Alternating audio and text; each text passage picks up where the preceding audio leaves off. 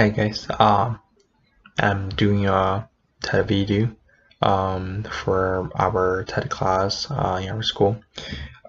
Firstly, I want to talk about what I have learned from this class so far, and I want to also reflect on the class in general. The primary mission of this class is to, like by our teacher, is to normalize otherness and to truly understand otherness. And our TED class covered many topics from diverse aspects, and the stories I have heard were really helpful and really interesting. And I found myself the biggest change is whenever I encountered or whenever I see an opposite idea against mine, the first reaction is not to become angry and to talk bad or to look for ways to talk bad. I start to think of reasons and logics from their ideas, and I only reply to the idea against mine, but the person who actually said the idea.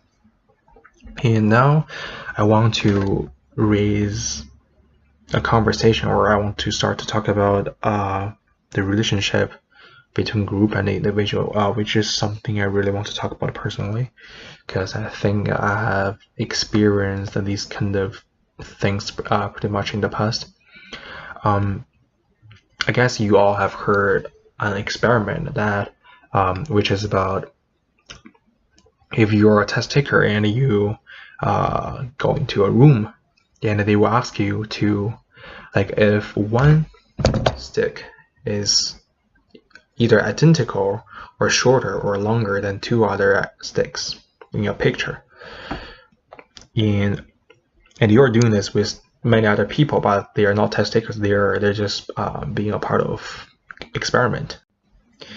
If all people, or like if 99% of people in that room say it is identical, but it's actually from your perspective it is shorter or longer, well, I mean it's actually shorter or longer, then you will start to doubt yourself, and then most of test takers will eventually result into either just being silent or choose to be just go with group.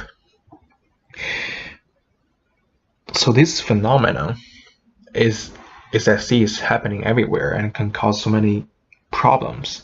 One example that I can give you guys is like one day your mom prepares fried chicken feet for lunch, which is your best favorite food ever.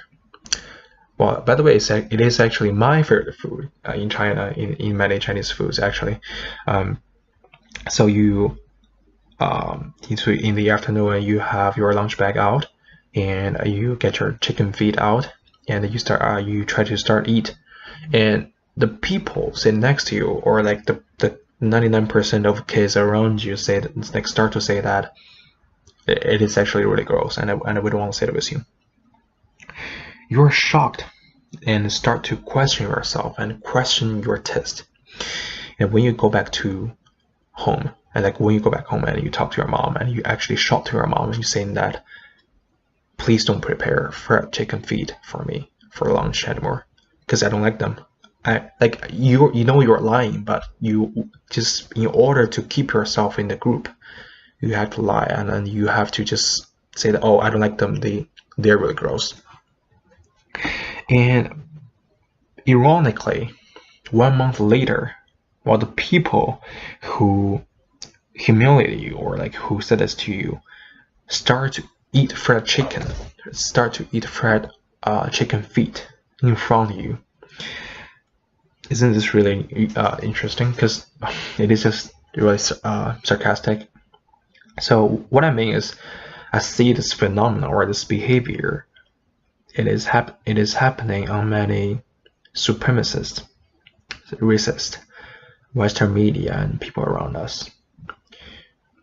What I mean is, minorities usually don't have the right to choose.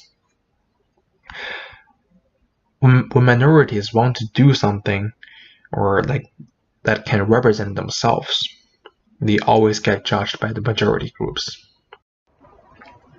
But when majorities do the same thing, they actually start to lead a new fashion, and people just start to give them compliment and saying that, oh, it's actually pretty good, it's pretty nice. So these majorities have never experienced the pain of being a part of minority, but they can, or like they have the right to enjoy the identities from these minority groups.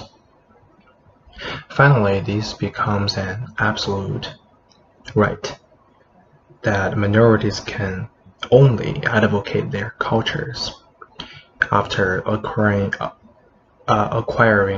acknowledgement and favor from majority groups. Otherwise, they would just get denied and get judged. I see a lot of people, especially whites, saying that they understand the feeling of being a minority, but they actually don't. I haven't figured out any solution to this problem, but I'm really sure that starting this conversation can lead us to get a sense of how it's like being a minority, and to understand their lives. Thank you.